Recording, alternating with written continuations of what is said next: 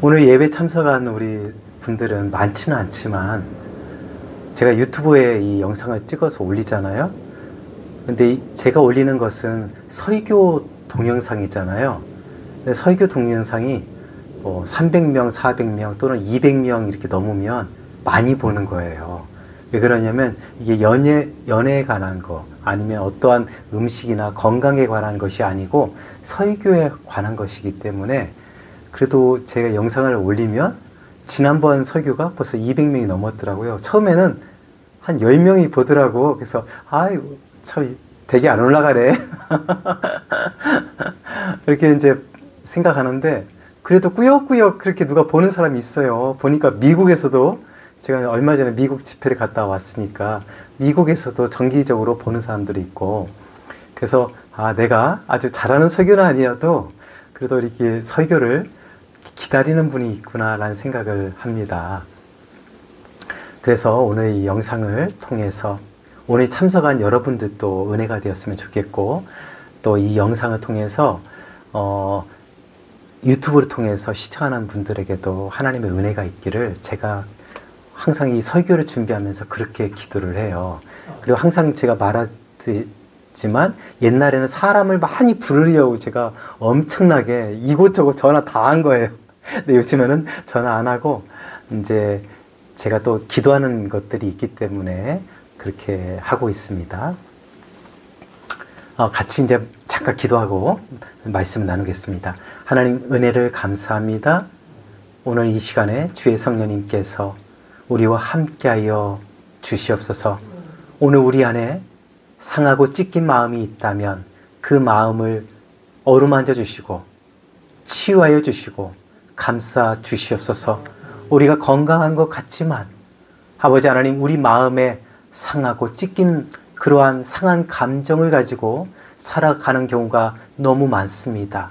아무리 예수를 잘 믿는다 할지라도 믿음이 성장하지 못하고 정체되어져 있고 때로는 주저앉아 있는 나를 만나보게 됩니다. 오늘 이 시간을 통해서 상한 감정의 치유가 일어날 수 있게 하여 주시고 특별히 유튜브 영상을 통해서 이 설교를 시청하는 모든 이들에게 하나님의 치유와 회복의 역사가 차고 넘치길 예수님의 이름으로 기도합니다. 아멘. 저는 오늘 상한 감정의 치유에 대한 말씀을 나누려고 합니다. 지금부터 오래전에 저는 광주의 어떤 지역에 1층에서 상담소를 운영하고 있을 때였습니다. 2층에는 보습학원이 있었는데 그 보습학원 원장님은 40대의 젊은 여성이셨습니다. 제가 그분을 보았을 때 첫 인상은 얼마나 밝고 명랑하고 쾌활하던지 그분을 볼 때마다 제 마음이 밝아지곤 하였습니다. 또 아는 지인들은 얼마나 그리 많던지 계속해서 전화통화를 하였고 또 만나며 또 모임을 갖곤 하였습니다. 그러던 어느 날 그 원장님이 침울한 모습을 저에게 보이게 되었습니다. 그날 그분과 저는 단 둘이서 식사를 하게 되었는데 평소와 다른 그 원장님의 모습을 보면서 무슨 일 있나 라고 물어보았더니 자신 안에 숨겨놓았던 그 내적인 아픔을 저에게 털어놓게 되었습니다. 이 원장님은 학창시절에 완고한 아버지로 말미암아 많은 상처와 고통과 트라우마를 겪게 되었습니다. 아버지는 얼마나 완고했던지 여성은 조신해야 되고 그리고 좋은 남자를 만나서 결혼하면 그것으로 끝이다라고 말을 했으며 밤 9시가 넘으면 무조건 안 된다라고 이 딸에게 그렇게 훈계 말을 했습니다. 그러나 친구들을 너무 좋아했던 이 원장님은 친구들과 놀다 보면 9시가 훌쩍 넘게 되었고 그때 아버지로부터 심한 언어폭력과 또 그 많은 어떠한 사건들이 발생하게 되었습니다. 그것으로 말미암아 이 원장님 마음속에는 우울한 감정, 슬픈 감정, 어떤 아버지에 대한 어떤 트라우마와 상처가 그녀를 사로잡게 된 것입니다. 그래서 그 상처를 만나지 않기 위해서 많은 사람들을 만나고 또 모임을 갖고 전화통화를 했던 것도 바로 그러한 상처받은 자기 자신을, 울고 있는 자기 속에 있는 자아를 만나지 않기 위해서 그렇게 발버둥 쳤다는 것을 저는 그 순간 알게 되었습니다. 저는 집에서 2마리의 강아지를 키우고 있습니다. 한 마리는 아주 작은 하얀색 말티즈를 키우고 있는데, 제가 살고 있는 화순에는 아주 물이 깨끗한 화순천이 있습니다. 이 화순천이 얼마나 깨끗한지, 물고기도 정말 많이 있고 1급소에서 산다라고 하는 다슬기뿐만 아니라 수달도 한 번씩 그 화순천에 나타나곤 합니다. 또한 얼마나 공기가 맑은지 이 애완견 2마리를 데리고서 같이 산책을 할 때면 정말 신바람이 날 때가 정말 많이 있습니다.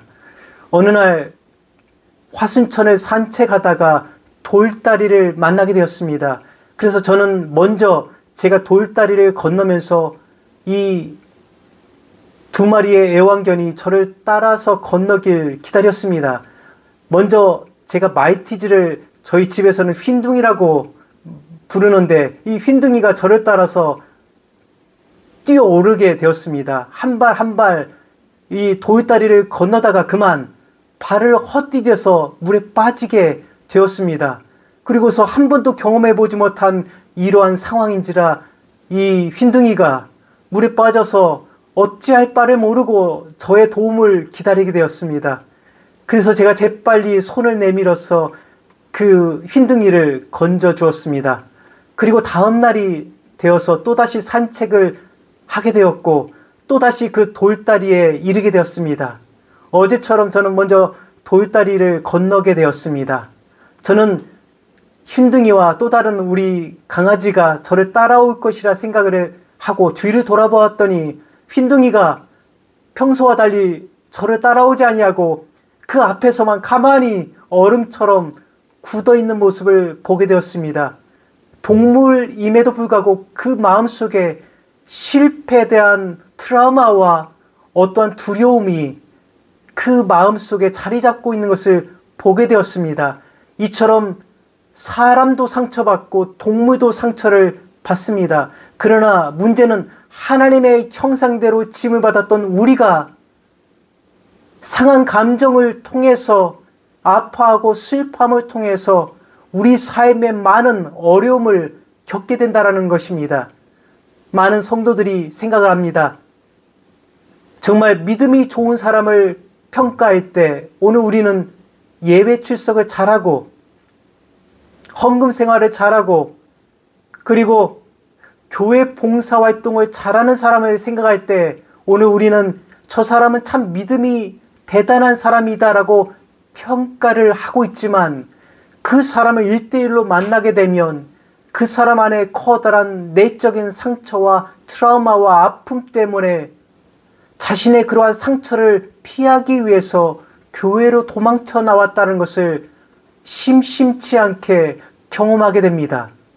그리고 아무리 믿음 생활을 해도, 하루에 기도를 2시간, 3시간을 기도해도, 또 성경을 아무리 읽어도, 아무리 열심히 교회 봉사를 해도 믿음이 성장하지 못하고 그 자리에 머물러 있는 성도들을 어렵지 않게 만나보게 되는 것입니다.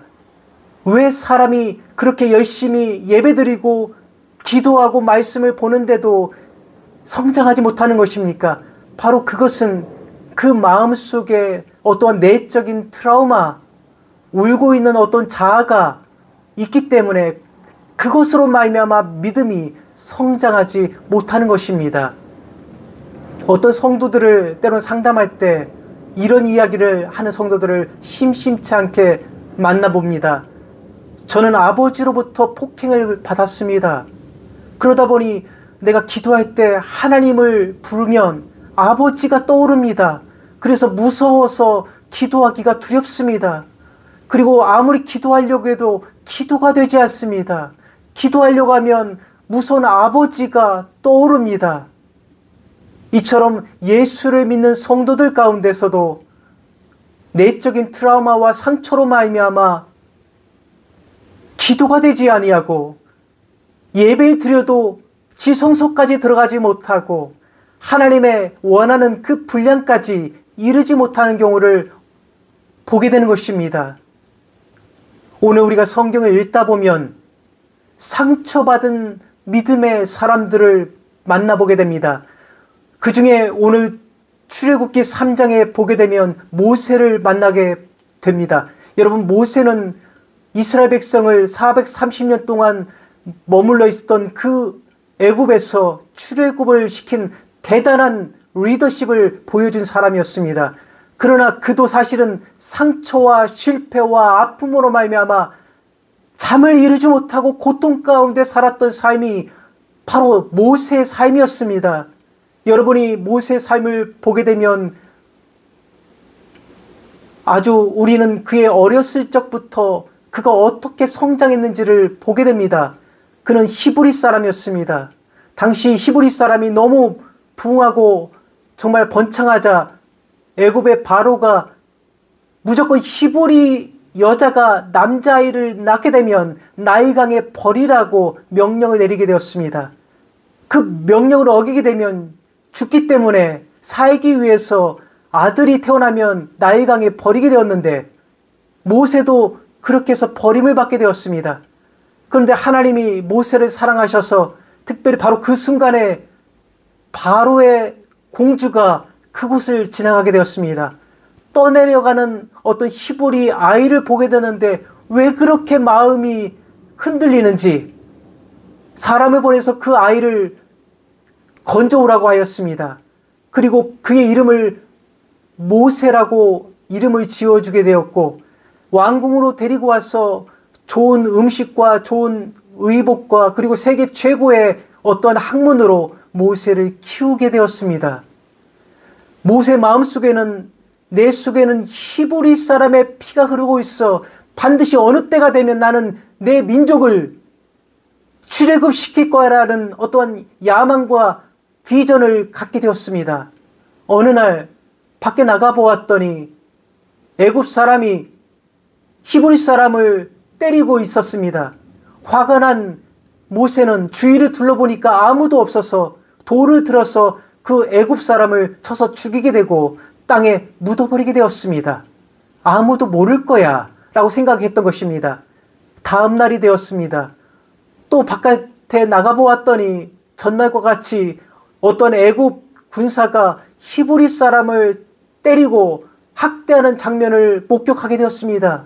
그래서 그것을 떼어 놓아야 되겠다라고 말리는 과정 속에 그 애굽 사람이 말하길 네가 어제 그 애굽 사람을 쳐서 죽인 것처럼 나도 죽일 것이냐라고 말을 하자 자기가 전날 완전 범죄로 사람을 죽였다라고 생각했는데 이 사실이 다 알려졌구나라는 것을 알고 그는 미디안 광야로 그 순간 도망치게 되었습니다.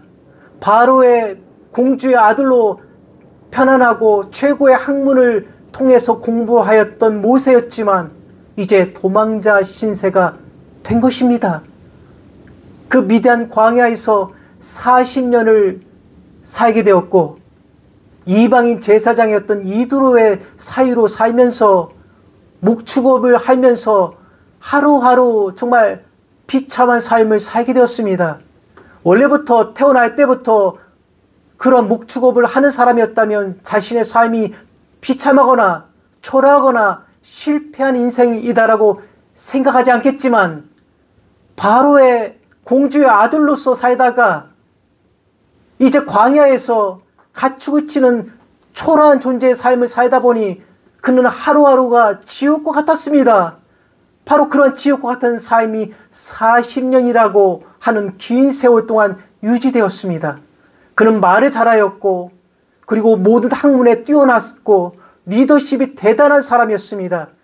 그러나 40년의 광야 생활을 거치면서 그는 우둔한 사람이 되었고 무능력한 사람이 되었고 실패자의 삶을 살게 된 것입니다. 어느 날 가축을 데리고 양을 치다가 하나님의 산 호렙에 이르게 되었는데 가시 이 나무에 불이 붙었는데 떨기나무는 타지 아니하고 계속해서 불이 타고 있는 모습을 목격하고 도대체 무슨 일인가 싶어서 가까이 갔더니 하나님의 음성이 들려오는 것이었습니다. 모세야, 모세야, 네가 서 있는 자리는 거룩한 자리니 신발을 벗으라.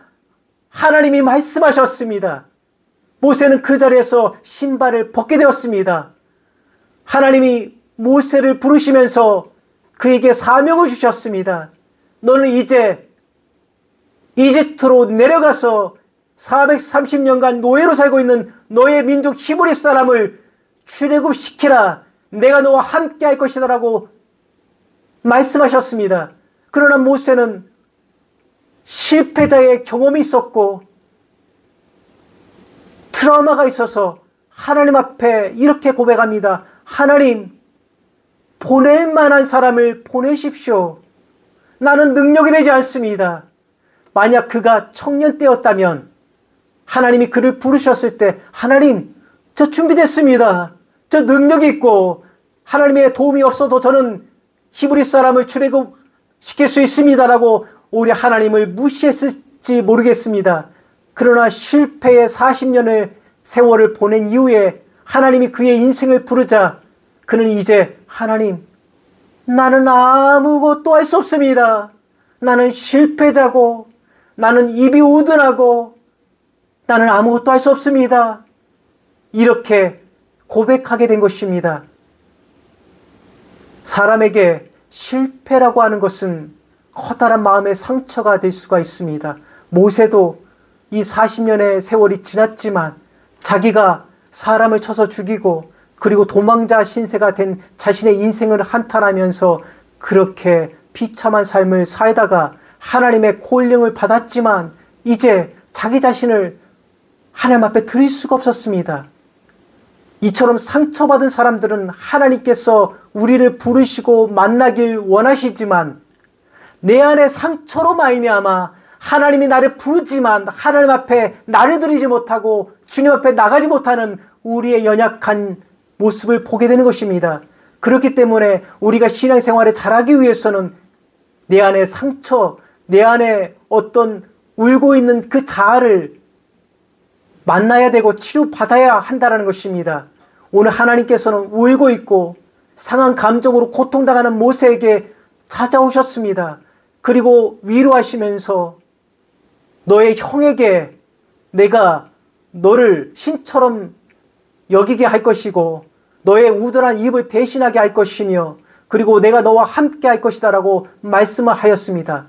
그럼에도 불구하고 모세가 하나님을 받아들이지 못하고 하나님을 의심하자 하나님이 모세에게 말씀하셨습니다. 네가 짚고 있는 그 지팡이를 한번 땅에 던져보아라. 던졌더니 갑자기 지팡이가 뱀이 되었습니다. 깜짝 놀란 모세가 어찌할 바를 모를 때 하나님이 이번에는 그 뱀의 꼬리를 붙잡아라 말씀하셨습니다. 뱀의 꼬리를 붙잡았더니 그 뱀이 다시 지팡이가 되었습니다. 그래도 믿음이 없고 하나님, 나는 할 수 없습니다. 나는 능력이 없습니다. 나는 실패자입니다. 나는 입이 우둔한 사람입니다. 하나님, 보낼 만한 사람을 보내십시오라고 계속해서 우게 되니까 하나님이 이번에는 너의 손을 너의 품에 넣었다 빼보라 말씀하셨습니다. 넣었다 빼봤더니 손이 문둥병이 걸려 있었습니다.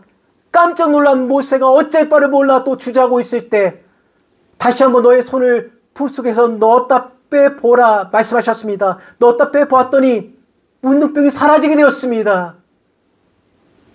또한 하나님은 모세에게 만약에 그 이스라엘 백성이 하나님을 신뢰하지 못하고 믿지 못하면 나일강에 물을 떠다가 조금 땅에 부어 보아라. 그러면 그것이 피로 바뀔 것이다. 이러한 이적을 통해서 너는 이스라엘 사람들에게 신뢰를 받을 것이고 그들을 출애굽시킬 수 있을 것이다 라고 위로와 도전의 말씀을 주셨습니다.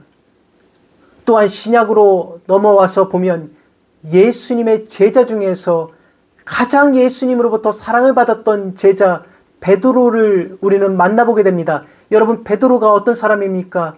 굉장히 다혈질적이고 믿음이 뜨겁고 열정적인 사람이 아닙니까? 이 성경을 읽다 보면 베드로의 유명한 말들이 있습니다. 주님, 주는 그리스도시요 살아계신 하나님의 아들이십니다. 바로 이것이 베드로의 고백인 것입니다.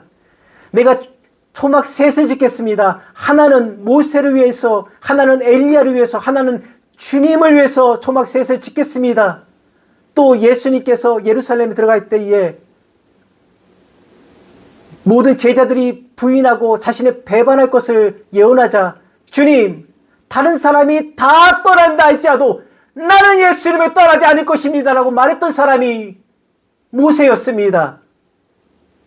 그때 예수님께서 말씀하시기를 네가 오늘 닭 울기 전에 3번이나 나를 부인하리라 말씀하셨습니다. 예수님이 로마 군사에게 붙잡혀서 신문을 받게 되었습니다. 근데 아니나 다를까 그는 예수님의 예언처럼 닭 울기 전에 3번이나 예수님을 부인하게 되었습니다. 그리고 나서 자기가 예수님을 부인하고 배반한 자기 자신을 보면서 좌절하고 낙심하며 자신의 삶을 아마 비관하지 않았을까 생각을 해보게 됩니다. 그 이후에 예수님이 부활하셨습니다. 모든 제자들은 부활한 예수님을 만나기 위해 찾아갔다면 베드로는 부활하신 예수님을 만나기 위해 찾아간 것이 아니라 그가 찾아간 곳은 갈릴리 호숫가였습니다. 그리고 물고기를 잡으러 간 것입니다. 그 마음속에는 나 같은 존재는 예수님의 제자라고 말할 수 없어. 나는 예수님을 3번이나 부인했고 저주하였어. 나는 예수님의 제자가 될 수가 없어. 나는 용서받을 수 없어. 나 같은 사람은 주님을 따를 수가 없어. 그것이 베드로가 자기 자신에게 대한 어떠한 자화상이었습니다.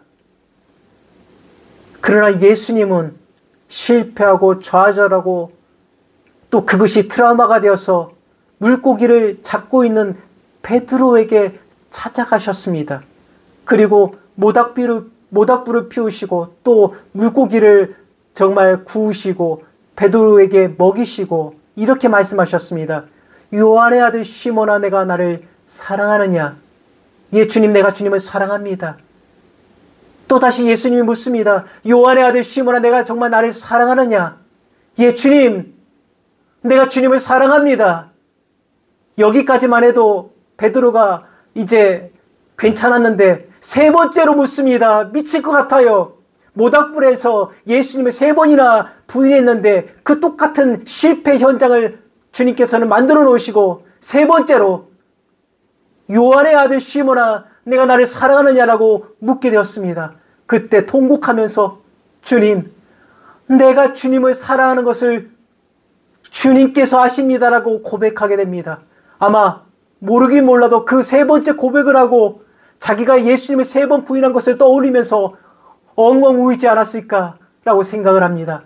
예수님이 이처럼 베드로에게 요한의 아들 시몬아, 내가 나를 사랑하느냐라고 3번이나 물으셨던 것은 베드로 안에 실패와 트라우마와 그 고통을 만나시기 원하셨고 그 내적인 상처를 치유하심을 통해서 그를 예수님의 제자로서 다시 세우고자 하셨던 예수님의 깊은 뜻이 담겨져 있습니다. 실제로 그의 내적인 상처가 치유받은 이후에 베드로는 정말이지 수지자처럼 복음을 담대하게 증거하게 되었고 초대교회의 기둥과 같은 존재로서 복음을 증거하는 삶을 살다가 나중에 로마에서 나는 예수님과 함께 똑같이 십자가에 못 박힐 수 없다라고 하면서 거꾸로 매달려서 십자가에 못 박혀서 그렇게 순교하였던 사람이 베드로였습니다. 만약 예수님이 상한 감정을 찾아가서 만나주시지 않았다면 베드로는 평생이나 아버지 그 모든 삶이 그렇게 물고기를 잡다가 그의 인생이 끝났을 것이라 저는 생각이 됩니다. 주님께서는 우리를 찾아오시고 우리를 만나시기 원합니다.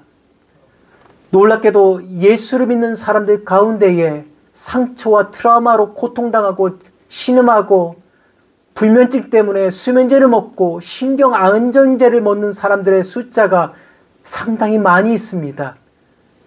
예수 믿지 않는 사람들을 상담할 때는 특별히 이러한 상담 기법을 씁니다. 어떠한 기법이냐면 어떠한 빈 의자를 놔두고 거기에 어떠한 인형이나 벽에를 놔두고 분노하는 어떠한 대상이 있으면 몽둥이나 신문지를 가져다가 치면서 그 사람을 욕하고 저주하면서 자기의 있는 어떤 트라우마나 상처를 바깥으로 표출하는 그런 작업을 하게 됩니다. 저도 예수를 믿지 않는 사람, 그러한 사람들을 일반 상담할 때는 그러한 비밀자 기법을 많이 사용하곤 하였습니다. 그러나 예수를 믿는 사람들은 그렇게 해서 치료가 되지 않습니다. 우리가 우리 안에 있는 이 내적인 상하고 찢긴 이러한 감정이 치유받기 위해서는 첫 번째로 내 안에 상처받고 울고 있는 또 다른 자아가 내 속에 있다는 것을 인정하는 것이 필요합니다. 그리고 인정하고 그 내적인 자아를, 내적 자아를 만나는 작업이 필요합니다. 많은 사람들이 나는 대단한 사람이야, 나는 상처받지 않아, 나는 강한 사람이야 라고 말할지 모르겠습니다. 그러면서 자기 안에 있는 내적인 울고 있는 그 자아를 부인하고 외면하고 만나지 않기 위해서 사람들을 만나고 또 예수 믿는 사람들은 병적으로 예배드리고 교회 봉사하고 그 사람의 상처와 아픔을 모르는 사람이 볼 때는 저 사람은 참 믿음이 대단한 사람이야 라고 평가를 할지 모르겠으나 정말 그 사람은 아파서 고통스러워서 집에 혼자 있을 수 없어서 그렇게 처절하게 투정하고 있는 것입니다. 사랑하는 성도 여러분, 우리 안에 울고 있는 내적 자아가 치료받아야 됩니다. 그러한 그 내적 자아를 만나야 됩니다. 그래야만 치유가 나타나는 거, 그리고 주님의 일을 할 수 있는 것입니다. 그리고 또한 두 번째로는 내 속에 있는 이 울고 있는 그 자아를 예수님께 맡기는 작업이 필요합니다. 내가 그 울고 있는 상하고 아파하는 그 상한 감정을 치료하려고 하지만 치료가 되지 않습니다. 그때 그것을 주님께 이렇게 말하는 것입니다. 주님, 내가 어떤 것들 때문에 누구 때문에 이렇게 상처받고 고통받고 트라우마로 울고 있습니다. 나를 긍휼히 여겨주세요. 이제 그 자아를 주님께 드립니다. 그 상처받은 그 자아를 주님 치료하여 주시옵소서라고 주님께 맡기면 그 어린 자아가 예수님의 만남을 통해서 치유받게 되고 그러면서 그 영혼이 믿음 안에서 굳건하게 서게 되는 것입니다. 그리고 세 번째로 꼭 해야 될 것은 용서해야 되는 것입니다. 방금 전에도 제가 말씀드렸지만 기독교적인 신념과 가치관이 빠진 상담에서는 빈 의자 기법을 많이 사용하다 보니까 분노를 바깥으로 표출하는 작업을 하게 됩니다. 처음에는 그것이 치유가 되는 것 같고 기분이 좀 풀리는 것 같지만 시간이 지나면 또다시 그 속에 분노와 미움과 저주의 감정들, 이런 감정들이 떠나질 않습니다. 분노하면 분노할수록, 욕하면 욕할수록 그 속에 더욱더 복수하고 싶은 그러한 감정들이 용광로처럼 뜨겁게 일어나는 것입니다. 사람이 치유받기 위해서는 세 번째로 용서하는 것이 필요합니다. 참으로 신기한 것은 가해자는, 나에게 상처와 아픔과 트라우마를 가져다 준 가해자는 잘 먹고 잘 자고 행복하게 사는데 그 사람으로 말미암아 상처받고 아픔을 경험한 사람들은 밤에 잠을 못 자고 제대로 먹지 못하고 아파하고 신음하면서 신경안정제를 먹어야 하루하루 버티는 삶을 살아가는 모습들을 보게 됩니다. 사랑하는 성도 여러분, 오늘 예수님께서는 분명히 말씀하시기를 내 원수를 사랑하라 말씀하셨습니다. 우리가 생각할 때는 예수님은 참 신기하지. 나는 아파 죽겠는데 왜 원수를 사랑하라고 말씀하니까? 그런데 그 속을 들여다보면 원수를 사랑할 때 내가 치유받을 수 있는 것입니다. 예수님이 원수를 사랑하라고 말씀하신 것은 나를 사랑하기 위해서, 나를 치유하기 위해서, 나를 해방시키기 위해서 원수를 사랑하라 말씀하고 있는 것입니다. 예수 안 믿는 사람들에게 상담하면서 원수를 사랑하십시오, 당신에게 가해했던 가해자를 용서하십시오라고 하면 뺨을 맞습니다. 왜냐하면 상담을 할 때 상담료를 받으면서 상담을 하는데 기껏 한다는 소리가 상담자가 내담자에게 원수를 사랑하라고 하니까 그따위 상담이 어딨냐라고 아마 뺨을 때리거나 아니면 나 상담료 낼 수 없습니다라고 하면서 무시당하고 그렇게 일이 벌어질 거라 저는 생각됩니다. 그러나 가장 강력한 치유는 원수를 사랑하는 것입니다. 가해자를 용서하는 것입니다. 그런데 용서란 것이 참으로 어렵습니다. 너무나 어려워요. 의지적으로 억지로 노력을 해야 됩니다. 마음이 열리지 않음에도 불구하고 입으로써 나는 누구를 용서합니다. 그래도 잘 안 되면 그 사람을 위해서 하나님 앞에 축복의 기도를 하는 것입니다. 하나님, 누구누구를 제가 기도합니다. 하나님, 저 사람을 내가 사랑합니다. 용서합니다. 사실은 마음에는 용서가 되지 않는데 억지로 그렇게 기도하고 용서하는 말을 입으로 고백하면 신기하게도 마음의 문이 열리게 됩니다. 그러면서 용서가 안 되던 사람이 용서하게 되고 사랑을 할 수 없었던 그 사람을 사랑하게 되는 것입니다. 그러면서 신기한 것은 마음이 안정을 잡고 치유되면서 평안을 되찾게 되는 것입니다. 그러면서 그의 삶이 이제는 예수님 안에서 정말 성장하게 되고 예수님의 제자로서 쓰임받는 일꾼이 된다라고 하는 것입니다. 사랑하는 성도 여러분, 오늘 여러분은 어떠한 상처와 트라우마로 그리고 아픔을 가지고 살고 있습니까? 언제가 제가 상담소를 운영할 때 어떤 분이 저에게 연락이 왔습니다. 이분은 우리 기독교 방송국에 굉장히 높은 지위에 있는 사람이었습니다. 어디라고 제가 말씀을 못 드리겠습니다만 아마 대충은 여러분이 몇 군데가 되기 때문에 생각을 하실 수 있을 겁니다. 제법 커다란 방송사입니다. 전국에 수십 개가 있는 방송사인데 그 부장이라고 하는 그분이 저에게 전화를 해서 목사님, 제 아내에게 문제가 있습니다. 그것 때문에 저희 가정이 정말 어렵습니다. 저희 부부 생활이 정말 너무 힘듭니다. 상담을 받아왔으면 좋겠습니다라고 전화가 왔습니다.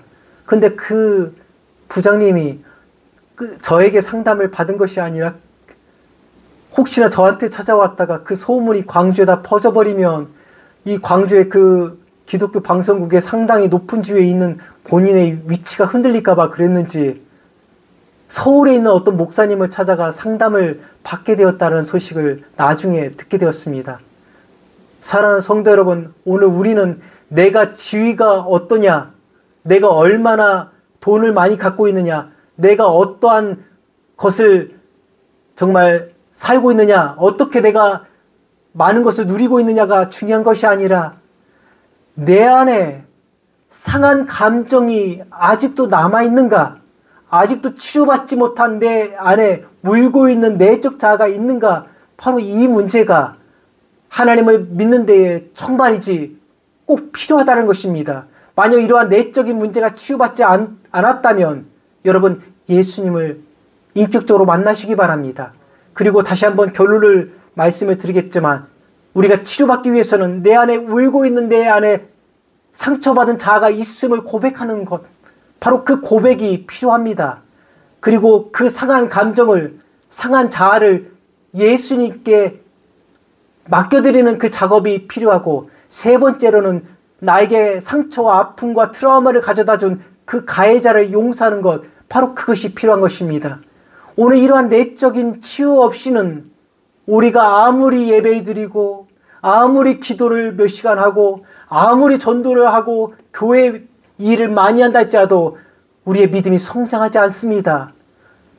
남들이 볼 때는 믿음이 대단한 것 같고 정말 훌륭한 것 같지만 그 마음속에는 고통스러워하고 아파하고 밤에 잠을 이루지 못하는 그러한 슬픔 가운데 숨어서 살고 있는 것입니다. 그러한 자신을 담임 목사님한테도 말하지 못하고 만약에 이 이야기를 하게 되면 교회 안에 소문이 다 퍼질까 봐 교회를 옮겨야 되기 때문에 혼자서 안타까워하면서 울고 있는 성도들을 저는 얼마나 많이 만나고 경험하고 상담하는지 모릅니다. 사랑하는 성도 여러분, 오늘 여러분 안에 상한 감정이 있습니까? 오늘 예수님께서는 수고하고 무거운 짐진 자들아 다 내게로 오라. 내가 너희를 쉬게 하리라. 나는 마음이 오냐고 겸손하니 나의 멍에를 베고 내게 배우라. 그리하면 너희 마음이 쉼을 얻으리니 이는 나의 멍에는 쉽고 내 짐은 가벼움이라 말하고 있습니다. 여러분 안에 상처와 고통과 트라우마로 내적인 상한 감정 때문에 아파하는 분이 있다면 예수님께 나가길 저는 추천드립니다. 예수밖에 없습니다. 예수밖에 소망이 없습니다. 예수에게 능력이 있고 예수에게 기적이 있는 것입니다. 예수 외에는 아무것도 없는 것입니다. 어떠한 상담도 어떠한 대단한 상담가도 나를 치유할 수 없습니다. 오직 예수님을 만날 때 내가 치유받을 수 있는 것입니다. 바로 그 예수님이 오늘 여러분에게 찾아오셨습니다. 그리고 여러분을 만나십니다. 그리고 마치 요한을 그 베드로를 만나신 것처럼 요한의 아들 시몬아 내가 나를 사랑하느냐라고 3번이나 물으시면서 그의 상한 감정을 치료하셨듯이 여러분을 치료하시고 만나시길 원합니다. 오늘 이 치유의 기쁨과 해방의 역사가 저와 여러분 모두에게 있길 예수님의 이름으로 축원합니다. 기도하겠습니다. 주님 감사합니다. 오늘 우리가 예수님을 믿으면서 대단한 믿음 생활하는 것 같지만 사실은 혼자 있을 때 기도가 되지 아니하고 말씀을 읽어도 말씀이 들어오지 아니하고 또 예배를 드려도 예배가 드려지지 않는 우리의 모습을 보게 됩니다. 아무리 믿음 생활을 해도 믿음이 성장하지 아니하고 계속 그 상한 감정 때문에 자꾸만 고통당하는 나 자신을 보게 됩니다. 나는 의식 가운데 살고 있다라고 생각하지만 정작 나의 삶을 돌아보게 되면 무의식 속에 있는 어떠한 그 상처와 어떠한 문제로 말미암아 무의식이 내 의식의 삶 속에 영향을 미침을 통해서 내 삶을 파괴하고 고통스럽게 하고 나를 정말 어렵게 하는 경우를 너무나 많이 보게 됩니다. 주님, 우리 삶 속에 무의식 속에 갇혀져 있는 상한 감정들, 나 자신이 숨기고 있는 것들, 내가 만나고 싶어하지 않은 울고 있는 자아를 만나고 주님께 드리고 또 나에게 가해를 입힌 사람을 용서하는 우리의 마음이 되게 하여 주시옵소서. 이 모든 말씀 예수님의 이름으로 기도합니다. 아멘.